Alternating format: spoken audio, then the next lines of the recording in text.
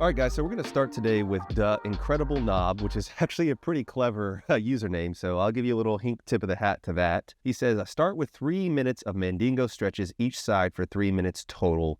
Totals up to 18 minutes under stress. All right, so already, man, I'll be honest with you, I don't like this routine. So for those that don't know what a Mandingo stretch is, all right, so at least the way I understand it, so here's my little upload cable here. So this is me holding my D here. And so what you do is like you take your D with a grip like this and like wrap it around like this and then use that to pull. Now, keep in mind it's kind of a static stretch. And so it's not like you're like pulling and moving. So it's not that dangerous from that direction. But just the mechanics of taking a D and like taking it and stretching it and like wrapping it around, if I'm understanding a Mandingo stretch correctly, that is, I don't like that. I think that's higher risk, and I don't like the different stresses that it puts on the different parts of your D. So I don't like that, okay? I'll be honest with you. I think you would be better served by just doing basically a straight out manual stretch, okay? Or a straight down manual stretch with ideally a hand at the base, so you make sure that like the tension is actually in your shaft rather than like pulling all along. Because I do think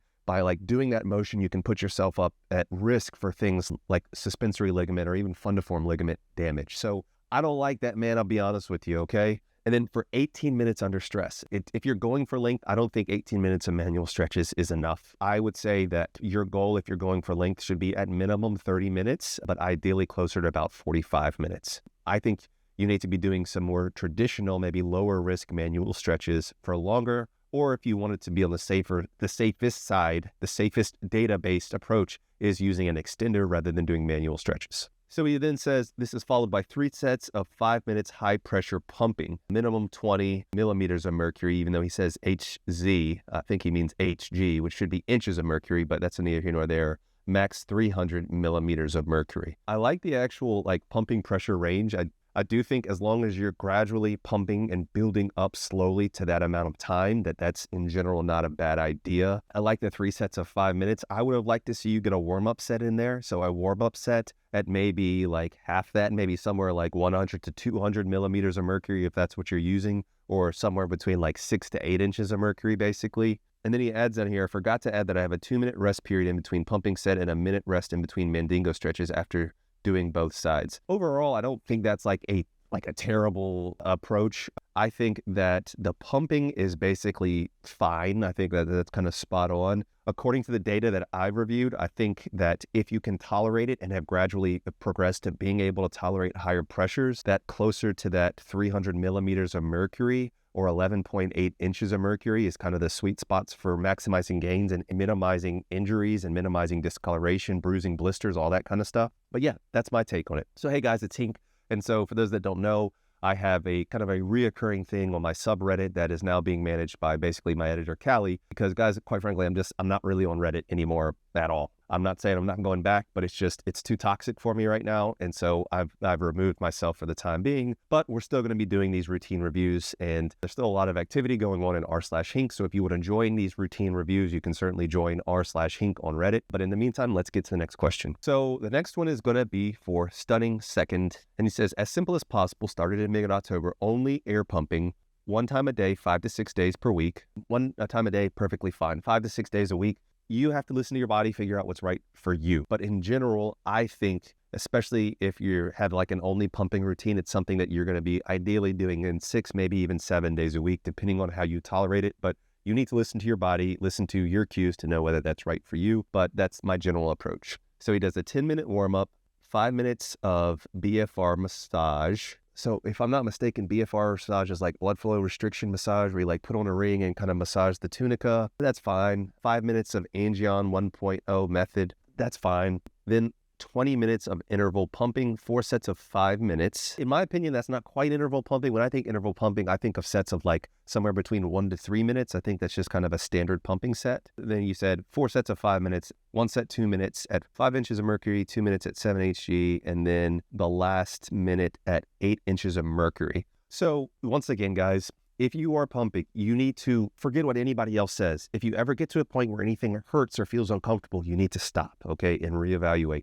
In general, I think that if those are like warm-up numbers, or even if you look at the literature, primarily in rats, but there is some data in humans, actually. The ideal like rehabilitation pressure is about 8 inches of mercury, okay? Enough to draw the blood in there and engorge the penis and help with the actual tissue health. That's fine, but I think if you're going for gains, which they were on rat studies, which is where I'm pulling some of this data from, that you actually need to be going a little bit higher. So he says, in third and fourth set, 5 minutes at 10 inches of mercury. He says, I do get lots of red dots at 10. Guys, like, I'm not trying to be a prick here, but you really need to say, like, Hg is not a unit of measurement. Hg is just mercury, okay? It needs to be inches of mercury or millimeters of mercury. The reason why it matters is because you have guys that are saying, like, I don't know how to convert millimeters of mercury to Hg.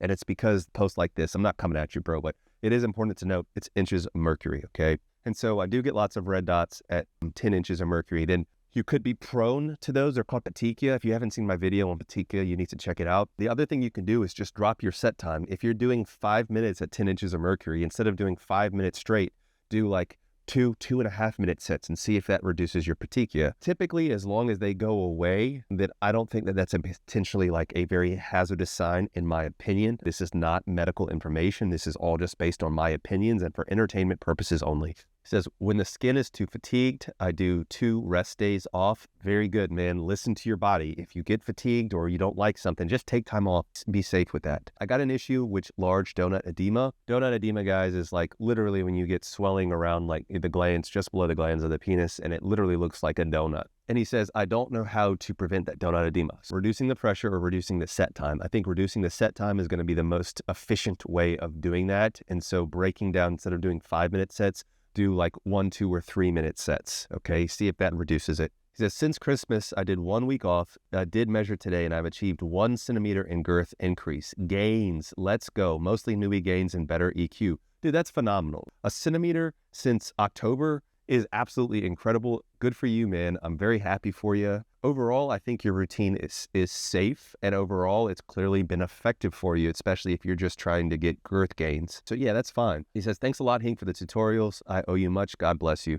I appreciate it, man. You know how much kind words mean to me, so I'm glad that something I have said has been able to help you and hopefully keep you safe. So like, what would I give this routine? I would give this routine like, so just air pumping only, like more or less 5 days a week. So I'd probably give it a solid B, okay? If you're just asking for this like arbitrary grading measurement. And the one before that, ooh, man, I would probably give it a C minus, dude. I'm not trying to come at that guy, but I really don't like those Mandingo stretches. I don't like those. All right. So next one is from Azog Increase. Tunica scrapes, 100 each side. So I've mentioned before, there's actually data that has showed that like using like the gua sha blade, there's an evidence of like potentially increase in like nitric oxide and blood flow on these studies using different parts of the body. If you feel like that helps, I think that's fine for you.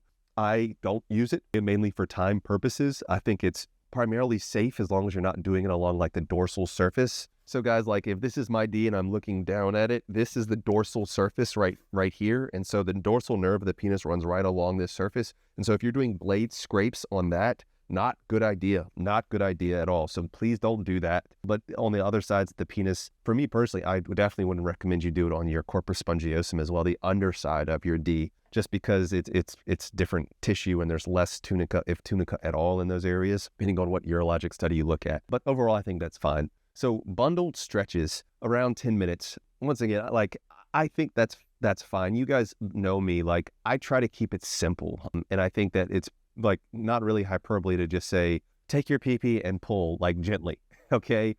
And take PP and put into pump. Like I do think that in general, this field is getting like more and more complicated, and there are these complex equations and these metrics that you need a calculator to follow. And I personally don't believe in that. I'm not saying it's wrong. I'm just saying that I've been doing this technique, grown consistently. Others have grown consistently, like without doing all that. So that's fine. Bundled stretches, you know, I'm not a huge fan of that just because of like the dynamics involved. But like overall, I don't see people like running to me getting injured from doing bundled stretches. And so then he does seven sets of 3 minutes, roughly 1 rest set in between at 25 kPa. And then 30 kPa. 25 kPa is like just over 7 inches, and 30 kPa is like probably just shy of 9 inches of mercury. Overall, once again, don't hurt yourself, guys. Listen to your body. But do I think that in general, the pressure needed for more size, for actually increasing size, needs to be higher? Yes, I do. And then he does the 10-minute retention ring. This is something that me and like BD definitely disagree about, kind of, okay?